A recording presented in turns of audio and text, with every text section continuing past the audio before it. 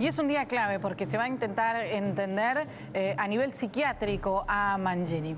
Con una serie de entrevistas que comienzan hoy, muchas preguntas que surgen. ¿Cómo se lleva a cabo una pericia psicológica, psiquiátrica? En este caso sabemos que van los peritos de parte, pero este informe se coteja después con, por ejemplo, la querella o el propio juzgado. Lo tenemos en comunicación a un especialista, al doctor Hugo Marietán. Doctor, buen día. Buen día, Rubén. Bueno, doctor, un detalle general. Lo llevamos siempre a este caso, pero con su experiencia, con la experiencia que tiene usted. ¿Cómo se lleva a cabo una pericia psiquiátrica para entender lo que va a pasar en 15 minutos, poco más de 15 minutos en el penal de Ezeiza? Con mucho gusto. Bueno, primero aclaremos que esta pericia no tiene ninguna incidencia en el expediente, porque es simplemente a nivel informativo de la parte que va a defender a este hombre, ¿sí? O sea que no tiene, digamos, importancia legal. Solo le sirve para tener un argumento si en el caso de que ellos encuentren que hay algún tipo de estado de presión o de angustia, esas cosas, como para retrasar la interrogatorio de mañana, ¿no? Ahora, una pericia psicológica y psiquiatra son una batería de test muy estandarizados, es un protocolo que hay que seguir, en el cual se examina al entrevistado con unas test que muchos de ustedes ya conocen. Por ejemplo, uno de ellos es el que hacen ustedes cuando van a hacer la pericia para, mejor dicho, el examen para manejar o para cualquiera de esas cosas, que toman una pequeña batería resumida de test. Es algo parecido a eso, pero por supuesto mucho más técnico y más profundo, ¿no? Y por otro lado también es útil para el defendido de cualquier proceso, y sobre todo que no tenga experiencia en el tema psicológico, de batería, esas cosas, como para que pierda el miedo a las pericias que realmente van a tener validez, que van a ser las pericias ordenadas por el juez. Claro, en este caso, doctor, es importante lo que está marcando. Al ser peritos de parte significa esto de los abogados que defienden, de Pierri, de Biondi, a Mangieri, ¿es el mismo protocolo que pueden hacer, por ejemplo, los peritajes cuando sean pedidos por el juzgado o no? Sí, suelen ser los mismos. Algunas variantes, por supuesto, que va a depender de lo que se llama, qué es lo que quiere saber el juez. Claro. Que se llama puntos de pericia, ¿no? Que se dice, bueno, yo quiero saber esto, A, B, C, D, F, G, ¿no? Si el estado mental de la persona, el estado cognitivo, el estado afectivo, el estado de la voluntad, bueno, todo ese tipo de puntos que técnicamente tienen otros nombres, por supuesto. Pero entonces lo que usted está diciendo ahora, que en este caso el perito de parte lo que puede hacer, lo que le interesa a la defensa, es buscar capaz, en el caso del juez, lo formal, el dato, y acá se puede buscar para una estrategia de defensa algo puntual. No, le sirven solamente a ellos para dos cosas, como para primero conocer un poco más a su defendido, ¿no? Porque evidentemente los test llevados a cabo, está llevado a cabo por profesionales, ¿no? Por un psicólogo y un psiquiatra. Eso le va a servir para tener una idea de quién es un poquito este hombre que está siendo en este momento imputado, ¿sí? Le sirve por un primer punto para eso. Y segundo punto, le sirve también porque si llega a encontrar que el nivel de angustia y emocional es muy alto, y eso puede jugarle en contra, digamos, en el interrogatorio que le van a hacer mañana, como para tener una excusa más para retrasar la indagatoria y ellos ganar tiempo y acumular más elementos a favor del imputado, ¿no? Pero ¿con qué tipo de preguntas se va a encontrar justamente Mangieri durante la mañana de hoy? Usted hablaba de una batería de test. ¿Qué es concretamente uno o dos ejemplos respecto a este tipo de preguntas, Marietán? Bueno, por ejemplo, le colocan una serie de tarjetas en el test de Beck, por ejemplo, una serie una serie de tarjetas donde hay unos dibujos impresos y él tiene que repetir esos dibujos en una hoja. Y de acuerdo a cómo los repita, en el tiempo que utilizó para repetirlo, si usó muchas correcciones, la proporción que utilizó, bueno, todo ese tipo de cosas, el psicólogo saca una conclusión. Por otra parte, desde el punto de vista psiquiátrico, se hace un test, por ejemplo, para depresión, por ejemplo, un test de Beck, en que se le hacen preguntas, por ejemplo, del tipo, ¿usted está triste? ¿Cuándo está más angustiado? ¿La mañana, la tarde, la noche? ¿Tiene ideas de auto-eliminarse? Bueno, toda una serie de preguntas para que evalúen, ¿no es cierto?, si está en un grado de depresión. Y luego se hacen test de tipos proyectivos, que son los test que la figura en sí no dice nada, es decir, no es nada, digamos, clara. Sin embargo, se utiliza la imaginación de la persona que está mirando esa figura. Por ejemplo, el test de Rorschach, ¿no? Donde hay una figura que son manchas, y si te preguntan, bueno, ¿qué ve acá? Y bueno, eso es más o menos ellos... El que ve esas manchas trata de decir una interpretación, ¿no? Y de esa manera ellos evalúan si esa interpretación, de acuerdo a los protocolos internacionales, es ajustada a lo común o no es ajustada a lo común, ¿sí? Y de esa manera, uniendo todos esos indicios, ellos pueden sacar una conclusión.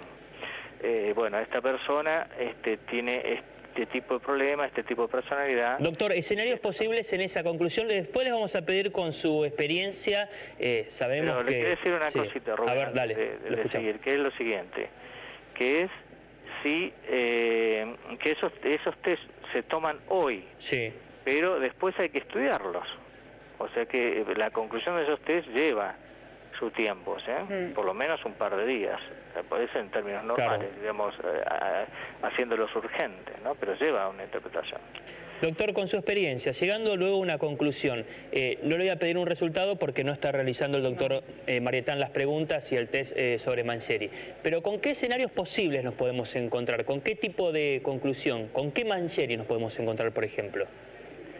Bueno, no pongamos a Mangieri acá porque no sabemos exactamente. Nos podemos encontrar con una persona que conteste estos test, que lo conteste adecuadamente, de acuerdo al rango, porque tampoco obviamente no existen preguntas, respuestas exactas a cada pregunta, porque eso sería un robot. Hay un rango, más o menos desde acá hasta acá, esta respuesta puede entrar en el rango común.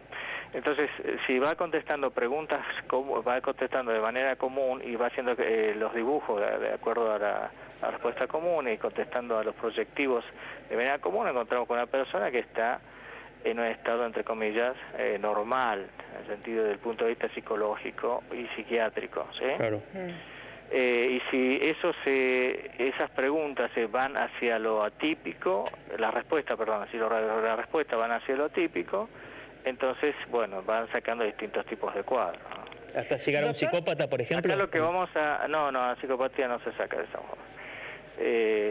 La psicopatía se evalúa por los hechos, ¿no? Porque el psicópata es muy mentiroso y trata de confundir a las personas, entonces lo oral no sirve para nada. Entonces, ¿qué es lo que se evalúa? Se evalúa la conducta, lo que hizo y cómo lo hizo, es decir, la acción más la forma. Pero en eso los test psicológicos no sirven para determinar una psicopatía. Pero entonces, ¿hasta qué punto serviría esto que están realizando? Porque recordemos, doctor, usted le escuchó infinidad de veces a la mujer de Mangieri decir: mi marido es una persona normal, mi marido es muy tranquilo, tenemos una familia normal, de hecho nos dedicamos mucho a nuestros sobrinos. Ella misma se cuestionaba y decía que de un día para el otro se volvió loco y se volvió un monstruo. Eso fue concretamente lo que dijo, se volvió un monstruo. ¿Y qué es concretamente lo que puede, si se puede o no mostrar este examen? Porque usted decía que la psicopatía no se puede demostrar a través de este examen. Los test no sirven para eso. Hay un test muy específico que es el MMPI y otro test, pero no hay que tiene que ser una persona muy experimentada en esto como para evaluar algo. Habitualmente lo que se toma en la batería de test estándar no sale de esto. Con respecto a lo que Mercedes decías, con respecto a la reacción de la esposa, si se llega a determinar que él hizo esto, ¿no? Que él fue el que ha hecho, vamos a decir con las propias palabras que dijo la señora, que fueron las siguientes: el que hizo esto es un monstruo, dijo ella, ¿no? Sí. La esposa. Entonces, si él hizo eso, entonces estamos frente a un psicópata, ¿sí? Por lo tanto, ¿no se vería a través de los test que se realizarían hoy? No, para nada. Por eso se ve ante este hecho, ¿no? Tan aberrante y la forma en que lo hizo. Entonces, ¿qué puede pasar acá? Si es un psicópata, el psicópata tiene dos facetas.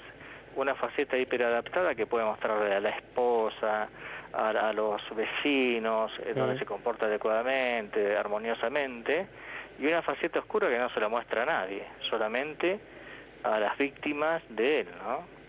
Entonces ahí entendemos perfectamente que la mujer puede estar creyendo que eres una excelente persona durante años. Yo acá tengo pacientes porque me dedico a esto justamente a las personas que están afectadas por psicópatas y que conviven, ¿no? Las que llamo complementarias, y algunas ya tienen 15 años y 20 años de estar con un psicópata. Y nunca se dieron cuenta de nada. Cuenta. Claro. Pero ellos son tipos con algunas particularidades muy sencillas o un poquito de tensión, pero básicamente nunca van a decir que es un psicópata, y recién se desayunan cuando descubren una cosa bastante grave, ¿no?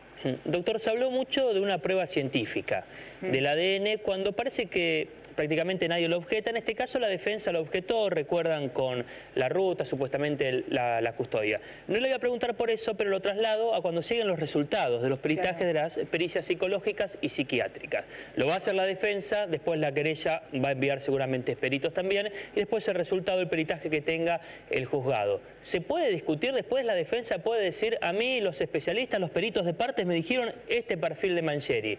Bien, bueno, ahí vamos. Sí. Entonces, el único peritaje que tiene valor, el del juzgado. Ese es el del juzgado. Correcto. Ahora, cuando se hace el peritaje están el psiquiatra forense, el psicólogo forense que determinó el juez, más los peritos de parte.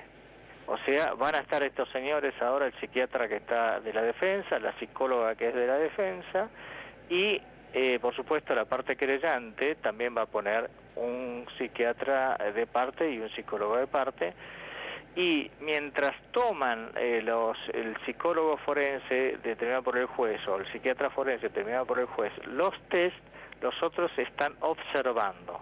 O sea que no es algo que de pronto los peritos de parte se van a desayunar con el resultado completo. Ellos van a seguir todo el proceso. Esa es la garantía que tiene cualquier imputado, ¿no? ¿Y algún antecedente con las experiencias que tiene usted? Porque se lo pregunto por allá el antecedente que nos da la defensa de que objetó una prueba científica. ¿Se puede objetar una pericia de esta forma o no? Pero vamos a poner algo, Rubén, que ellos tienen toda el derecho de expresarse como ¿seguro? Sí. Errados o no. ¿Seguro? ¿Sí? Entonces la defensa tiene que hacer un poquito de fuerza para que lo inevitable tenga algún camino donde eso, digamos, pueda ser sospechado. Por ejemplo, la cadena de custodia del material de ADN. Entonces, bueno, ahí van, ¿no? Pero la prueba en sí es absolutamente irrefutable, ¿no? Para el laboratorista, el ADN estaba en la uña y punto, ya está, se acabó, no hay. Ahora, ¿cómo llegó ahí? Eso es lo que puede la defensa meter un poquito de dudas, ¿no? Pero mayormente no va a incidir en absoluto. Y lo mismo acá en las pericias psicológicas. Estas pericias psicológicas que hacen de parte no tienen ninguna incidencia en el expediente, ni tampoco va a ser cotejada con lo que hagan los psicólogos forenses enviados por el juez, porque no es ilógico, ¿no? O sea que no es un elemento contundente como, para nada, como podemos leer, por ejemplo, en algunos de los matutinos de hoy, que era una prueba que pidió el doctor Ríos para mañana tener parte del informe. Es más, el informe que llegará en 2 o 3 semanas aproximadamente de lo que se realiza hoy. Eso lamentablemente no es lo adecuado. Habiendo un cuerpo forense oficial, nosotros de psiquiatras y psicólogos y otros especialistas, el juez no necesita ningún informe dado por las partes, ¿no? Claro. Y aparte él debe limitarse, por una cuestión de la ley, a lo que dice su equipo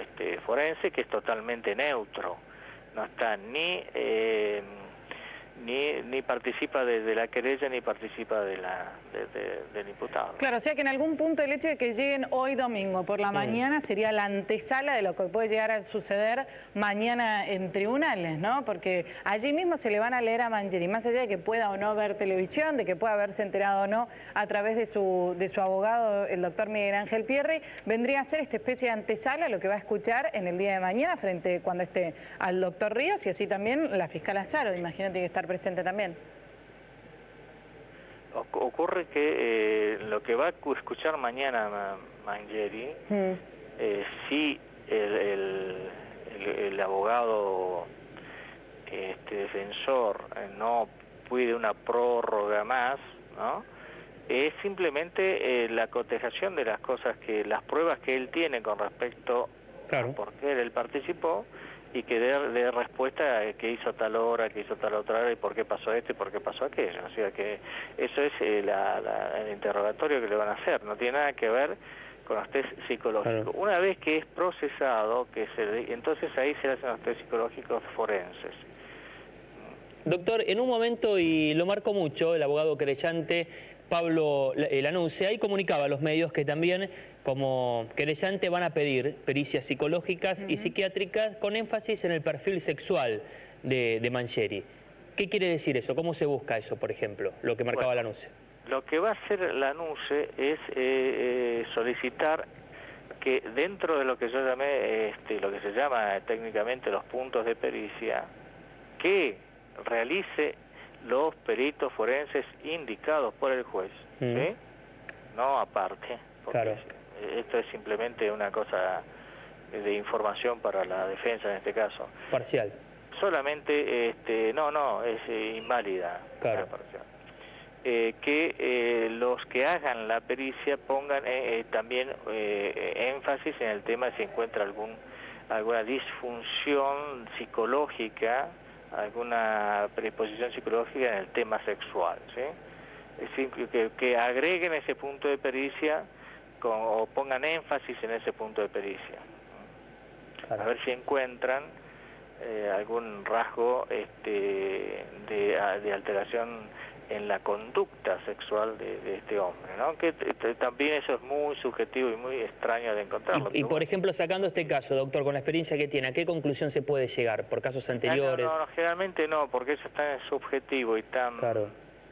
que no se puede, lamentablemente, todo lo que sea de lo vital y lo irracional solo se ve en la conducta. Es decir, uno puede evaluar la conducta sexual a través de lo que hace el tipo sexualmente, no a través de lo que él dice que hace sexualmente, ¿sí?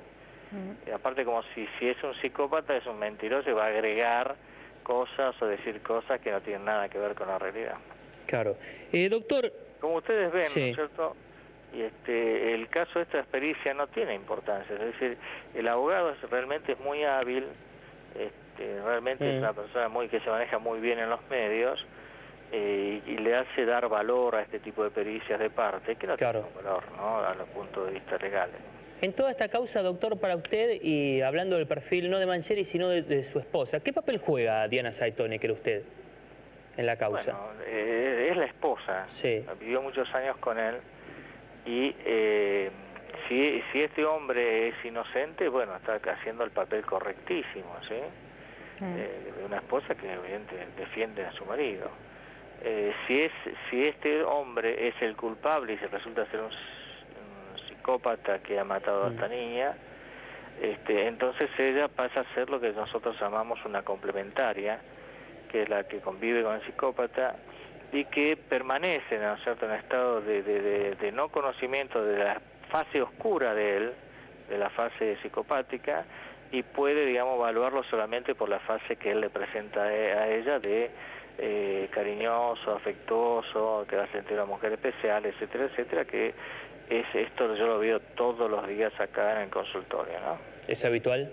Eso es muy habitual, que las complementarias no acepten los hechos aberrantes que hacen sus maridos psicópatas o sus parejas psicópatas, y no lo pueden creer, y pasa mucho tiempo, pero mucho tiempo, hasta que realmente empieza, como digo, vamos a hablar coloquialmente, que le caiga la ficha de... ¿Y cuándo lo reconoce? ¿Cuando se lo confesa al...? ¿La propia persona o no? No, cuando la evidencia es tan abrumadora que no le queda otra alternativa que ir procesándolo despacito. Claro. Porque lo niegan con énfasis y son absolutamente solidarias con la postura que el psicópata les vendió a ella, ¿sí? Y son muy defensoras del psicópata. Y por trabajos para mí eso es lo normal, para mí es lo normal si se trata de un psicópata. ¿Y por los casos que trabajó pueden ser más de 10, 15, 20 años, por ejemplo, no?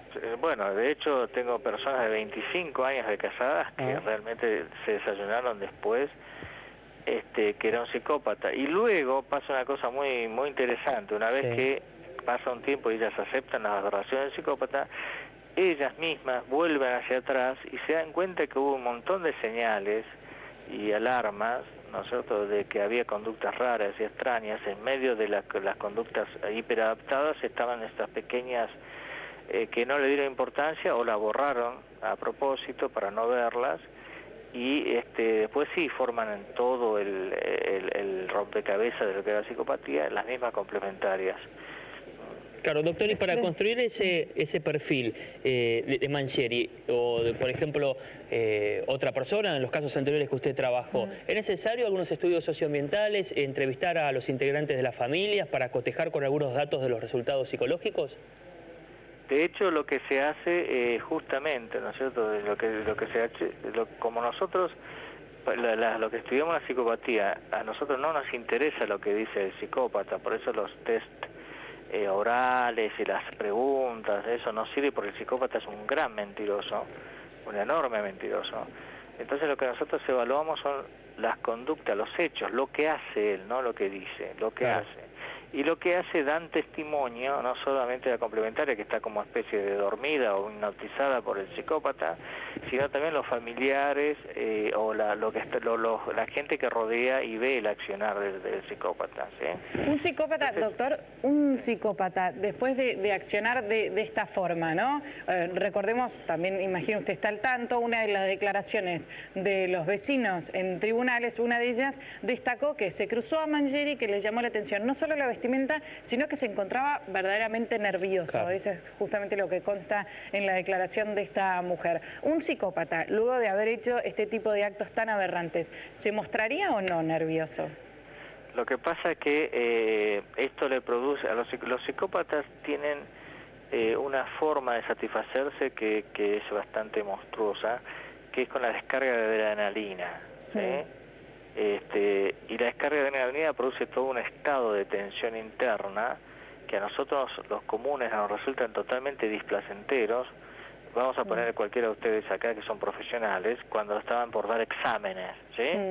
Ese estado de tensión que es feo y que produce algunas reacciones fisiológicas feas también, son poco tolerables. Sin embargo, el psicópata con alta tensión de adrenalina la soporta e incluso le resulta agradable.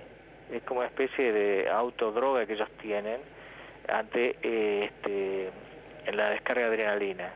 Si este hombre ha matado a esa chiquita, le ha producido una descarga tal de adrenalina que estaba en una temperatura alta y estaba con una tensión, que es lo que observó a lo mejor la señora observó eso. Qué raro este hombre con esta temperatura, que está vestido de esta manera y está en este estado que ella lo ve distinto al estado hiperadaptado que está siempre amable, afectuoso y esas cosas, Sí. Y entonces esa diferencia es lo que notó la señora. Era este hombre que había realizado este acto y todavía estaba con una carga adrenérgica muy alta, ¿no? Por los casos más conocidos, doctor, ¿cómo es el comportamiento de un psicópata ante la justicia, por ejemplo, cuando se enfrenta al juez? ¿Es de reconocer los hechos o que las pruebas contundentes así lo marque? Bueno, ellos trabajan con la tesis del mal menor, ¿no? Claro. Si a él le conviene, digamos, hacer una declaración por X motivos, la va a hacer. Y si no le conviene, nosotros va a seguir las instrucciones estrictas del abogado defensor y va a tratar de zafar o de morigerar la pena el mayor tiempo posible. Entonces se va a mantener sereno, tranquilo y narrando, ¿no es cierto?, el tema, ¿no? A menos que el abogado defensor le diga, bueno, tiene que tener una conducta emocional de esta manera, pero porque bueno, esa es la parte del abogado defensor, ¿no? Que tiene que instruirlo como para ver cómo tiene que reaccionar frente al juez. Doctor, usted habla del psicópata que es una persona muy mentirosa, que se esconde perfectamente detrás de sus mentiras y demás. En la causa, parte de la declaración de Mangieri dice que él tenía una relación de cierta confianza, digo bien, con Ángeles, porque le realizaba algún tipo de bromas. Por lo menos eso es lo que habría declarado. Esta relación de confianza, a ver, de un día para el otro es que la persona, la víctima, el psicópata, lo ataca, o es por algo puntual, algo despierta en él que reacciona de esta forma. Mercedes, estás preguntando por el motivo. Primero que esa relación de confianza tiene que ser de conocimiento de los familiares, porque como este hombre la ha conocido de muy chiquita, 5 años más o menos, no ha podido escapar en tantos años de la accesibilidad que tenía él hacia Ángeles, ¿no? Pero se conocían hace muchos años, ella era muy chica cuando él ingresó. Debe haber ahí, los familiares tienen constancia de eso. Sí, de hecho él mismo lo dice en la declaración. No pueden escapar al hecho de que este hombre tenga una actitud de confianza hacia la jovencita. El martes 2 de julio vence el plazo para que la justicia, el doctor Javier Ríos, defina la situación procesal del único acusado de Mangieri. A ver, en la semana se conocieron datos muy importantes, las pruebas científicas. Finalmente, en 3 uñas debajo de las uñas de Ángeles Rawson se encontró perfil genético de Jorge Mangieri. Además, al final, 8 peritos, hasta la Junta Médica, algunos de los peritos de la Corte Suprema, determinaron que fueron muy claras las lesiones. Una típico acto de defensa y la otra autoprovocadas por el propio Mangieri. Poniendo ahora también lo que viene hoy por parte de la parte, pero después vendrá a través de lo que solicita el juzgado, las pericias psicológicas. Si ponemos en la balanza, ¿cuál cree usted, doctor, que son sobre este caso las pruebas que darían la prisión, o por lo menos que dicte la prisión preventiva, el procesamiento, el propio doctor Ríos, de estas pruebas que ya se conocen? Bueno, ahora el juez tiene una prueba capital ahí y totalmente absoluta, que es el tema del ADN. Que el ADN está en 3 dedos, el índice, el mayor y el anular. O sea, es la manito de la nena, de la chiquita en garra, ¿sí? Para poder arañar, ella tiene que colocar en garra la mano y arrastrar las uñas sobre la piel de este hombre, ¿sí? O del agresor. Si no es será el agresor. O sea, por eso tiene el ADN en esos 3 dedos. Es la mano en garra que arrastra, y tiene que ser un arañazo no leve, un arañazo profundo, porque si no puede sacar el material genético, ¿no? Porque está en la segunda capa de la piel, tiene que romper la primera capa y llegar a la segunda capa. Ahí es donde está la mayor cantidad de ADN. Entonces, o sea que fue un arañazo importante. Y por otro lado, si son esos los arañazos los que se ven en la foto y esas cosas, este hombre tendría que haber estado sin ropa, ¿no? Con el torso descubierto. No tenía que tener ropa, porque si tiene una remera tampoco ella puede hacer el trabajo de arañarlo con la remera puesta. Y menos si tiene un polar, ¿no? Claro. O sea que tendría que haber estado desnudo, con el torso desnudo, como para hacer eso. De hecho, la declaración a la que hacía referencia recién de la vecina lo ubica a Mangieri justamente con una remera de manga corta y un short, o sea que se habría cambiado, porque a la mañana bien temprano de aquel lunes no tendría esa ropa, sino que se habría cambiado. A pesar del frío, estaba vestido de esta forma. Así es, o sea que no... Eso no puede decir, cualquiera puede hacer la prueba de ahí nomás, ustedes dos o cualquiera agarren a un muchacho de las cámaras que se porta mal y lo arañan a través de la ropa y van a ver que no produce ningún efecto. Claro.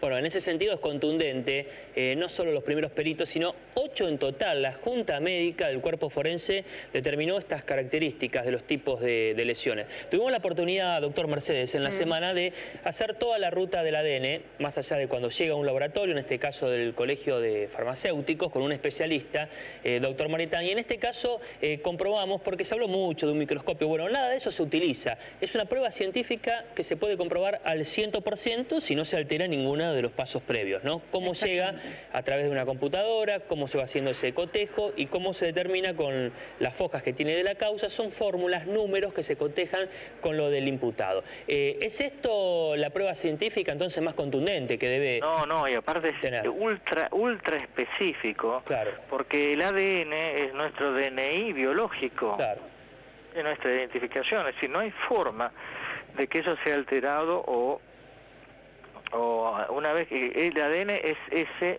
y es ese, no hay otra alternativa. No es que se pueda alterar el resultado del ADN, ¿sí?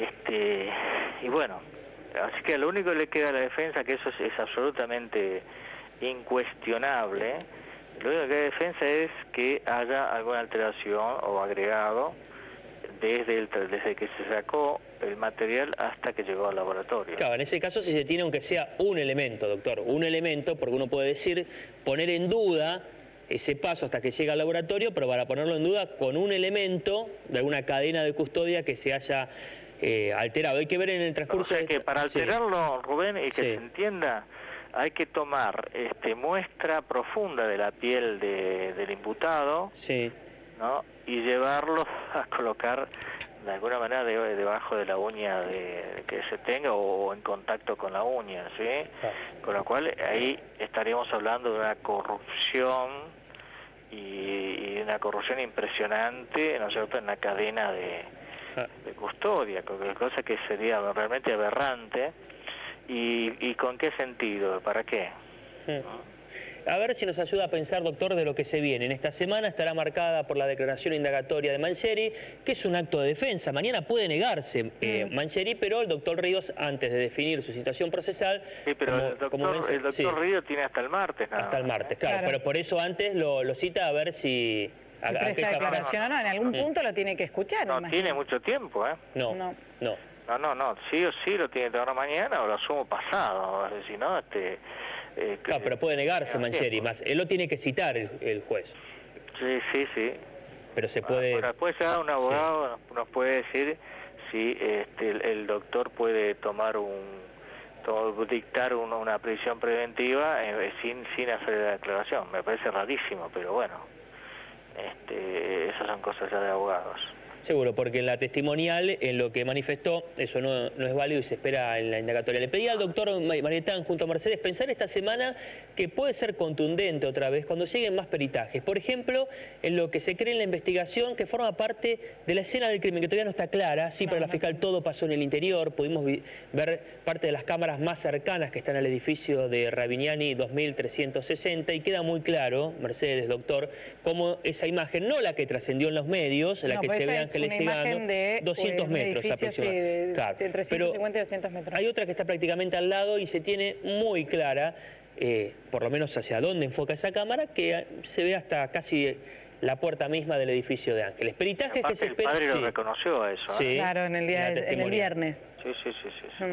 Porque en ese punto, y es importante lo que marca Marietán, parte de la defensa, creo que el perito Locles había hablado de que iban a hacer técnicamente, tiene un nombre, van a cotejar esa imagen porque no le cerraba el tamaño de una primera imagen, decían que no era la misma persona que iba por una cámara, que aparecía en otra, el calzado diferente. Porque claro, son en realidad ese mismo edificio que está justamente pegado prácticamente, edificio de por medio a la casa donde vivía Ángeles, tiene al menos 3 cámaras. Claro. 3 cámaras, esas son las mismas imágenes que en un principio no coincidían, pero como lo dijo el doctor Marietán recién, Franklin Rawson reconoce allí a su hija. Sí. El padre, sí, por Dios, el padre dijo, ¿no? Sí. Esas son, sí, fue ella y entró. Así que ahí no hay mucha vuelta que darle. Bueno, evidentemente el trabajo de la defensa es obstaculizar un poquito las cosas, más que obstaculizar es tener desconfianza de como para generar un poco más de espacio, más de tiempo, poder encajar algún artificio como para morigerar la pena o bien retardar el tema, pero de todos modos esto son cosas contundentes, ¿no? Sí, ¿y qué pasaría? Hay que ver cómo va a actuar la defensa si se comprueba, por ejemplo, los resultados que se esperan para esta semana, que el cabello que se cotejó en el sótano, una de las escenas más importantes donde trabajó la Fiscalía, corresponde a Ángeles, o también los peritajes que se realizaron en el automóvil de Acá, Rubén, Mangieri. me gustaría hacer una acotación, sí, doctor. si te molesta. Sí. Que es la siguiente, es decir, hay que recordar que supuestamente esta nenita fue atacada a la mañana, ¿sí? Y después vemos que cualquiera sea la escena del crimen, en el caso, en supuesto que sea este hombre, ¿no?, el que haya hecho esto, él como portero tiene todos los elementos como para limpiar absolutamente toda la escena del crimen. Estuvo varias horas donde él no era en absolutamente el sospechoso y podía moverse con toda tranquilidad, ¿sí? Pero hoy en día no existen determinados químicos para determinar... Para determinar la sangre. Claro, la presencia. Sangre, pero todos los otros elementos, pelo, pedazos de piel y todas esas cosas, eso puede ser sujeto a limpieza, ¿no? Pero en el sótano no se habría encontrado sangre, sino lo que trascendió que se encontró fue justamente cabello, parte de cabellos de allí del sótano. No se habló aparentemente de sangre dentro del interior del sótano. Sí, pero las fotos que se tienen de la autopsia muestran que ha sido golpeada, ¿no? Sí, fuertemente golpeada en la zona de la cara. Claro, así es, el golpe determina, ¿no es cierto?, lesiones que bueno, inclusive una gotita de sangre puede determinar la dirección del golpe y la altura del golpe y todas esas cosas, porque hay especialistas en eso que determinan esas cosas. Pero además no se sabe si el sótano fue la zona donde fue hecha. No, de hecho esta semana se hablaba y se referían justamente a la terraza, a la vivienda de Mangieri, donde está en este momento viviendo su esposa, que de hecho fue donde una vecina lo ubica a la mañana, dice que lo encontró en el pasillo de por medio de la terraza. Si esta chica ha sido golpeada y desmayada en el hall, puede ser llevado a un departamento vacío o arriba, ¿no? Claro, y de haberla... no sabemos, sería la respuesta correcta. Bueno, no, y se desconoce si se realizaron también algún tipo de investigación en aquella zona, si se habrían realizado... Otro punto clave que se va a hablar mucho, o por lo menos lo está trabajando la defensa, para la defensa no lo sacan a Mangieri de la escena. Actuaron dos personas. Para la fiscal, desde un primer momento, con los elementos que figuraron, recuerdan, en ese comunicado del Ministerio Público Fiscal, le queda claro que fue una sola persona. Escuchábamos ayer en el expediente, doctor Moretán Mercedes, al criminólogo, al doctor Raúl Torre, un especialista, que también lo marcaba, en este caso, solo a Mangieri o al asesino como única persona. ¿Cuál es su teoría, doctor? Y sí, es muy probable que sea una sola persona. Si es un psicópata lo puede hacer perfectamente, con toda tranquilidad. ¿Por qué? Porque justamente ellos tienen el control emocional sobre sí mismos y el control emocional sobre la situación, ¿sí? A cualquier persona que... Vamos a poner el rumor que circula, que él confesó ante los presos, que él fue... que la chica entró, ¿no es cierto?, que estaba pasando un escobillón y la golpeó accidentalmente con el escobillón y ella lo insultó, entonces él la empujó, se cayó y murió, dice, ¿no? Una cosa banal. Sí, poco creíble. Poco creíble porque ahí no está el tema de en qué momento desmayada lo arañó y todas esas cosas, ¿no? Bueno, supongamos que sea un accidente. Si uno tiene un accidente así, tratando de ser de una persona que uno conoce de los 5 años, a los 16, y si se desmaya, ¿qué es lo que hace uno? Va corriendo y se llama a emergencia para que lo atienda. No hace el acto de terminar de matarla o de envolverla y tirarla a la basura. Eso es ridículo. La tesis del accidente, ¿no es cierto?, no tiene valoración. No, y además hasta en una coartada no se entiende por dónde. Nada, porque uno dice, bueno, se asustó y creyó que la mató y entonces no, eso no tiene ningún valor, porque si uno cualquier persona común lo que hace es urgente llamar a emergencia o algún vecino que lo ayude, inmediatamente lo llevan al hospital, punto. No, ir y chequear si está bien, si responde, si no responde. Por eso es que uno puede llegar a asegurar de que quien le hizo algo a Ángeles o la atacó en un primer momento es justamente alguien que no podía ver si estaba sin vida o no. Claro. Y tampoco va a terminar masacrándola a golpes, ¿no? Sí, no. Y aparte con las lesiones que hay en el cuello y todas esas cosas, no, eso no es absolutamente válido, ¿no? Y ese punto de la defensa se basó por lo menos el último domingo, si recuerdan, en que confirmaban, acá siempre decimos según quién, ¿no? Cuando se habla por parte de fuentes judiciales, de la causa. Por este caso era la defensa, los abogados de Mangieri, que aseguraban el último domingo, así empezaba esta semana, a nivel judicial, de que en la soga, por la cual estaba maniatada la joven Ángeles en los pies, encontraban patrón genético de 2 masculinos. Eso nunca se comprobó, eso no es un dato No, porque oficial. faltaría la parte... A ver, completos hay uno solo, eso está seguro, es lo que consta en la causa. Pero aparentemente habría parte de otro patrón no sabemos ADN. Eso hasta que el laboratorio diga, el laboratorio por el cual el juez envió ese material diga, es esto, se encontró esto y no se encontró esto. Y no es lo mismo las uñas que la soga, porque nos aclaraban los especialistas durante también la semana que una soga, en este caso quien la vendió, puede ser manipulada, después eso se tendrá que contestar hasta con el empleado que envió, que vendió esa soga. Que es diferente, pero bueno, tampoco eso se pudo todavía conocer el resultado. Tenemos que recordar que hay que recordar que la piel tiene una capa que se llama epidermis, que es una especie de envoltura que tiene la piel, y que ese no tiene mucho valor respecto del ADN. Tiene que ser que esté raspado esa capa como para que aparezcan las células que están abajo, y ahí está el ADN.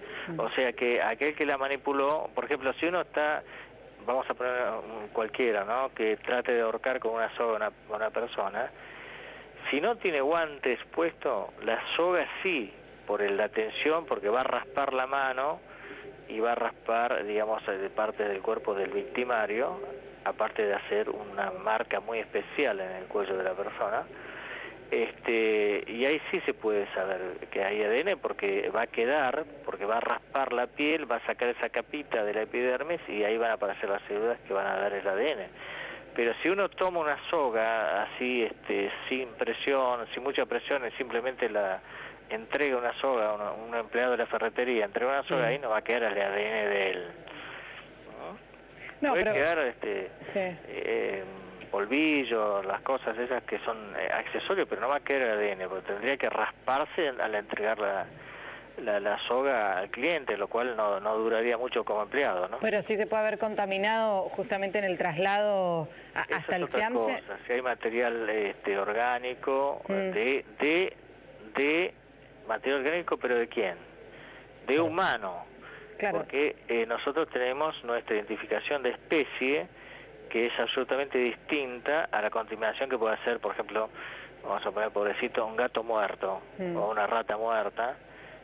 Ese material que también es biológico, que también tiene ADN, pero no tiene nada que ver con el patrón del humano. Entonces esos son rápidamente eliminados.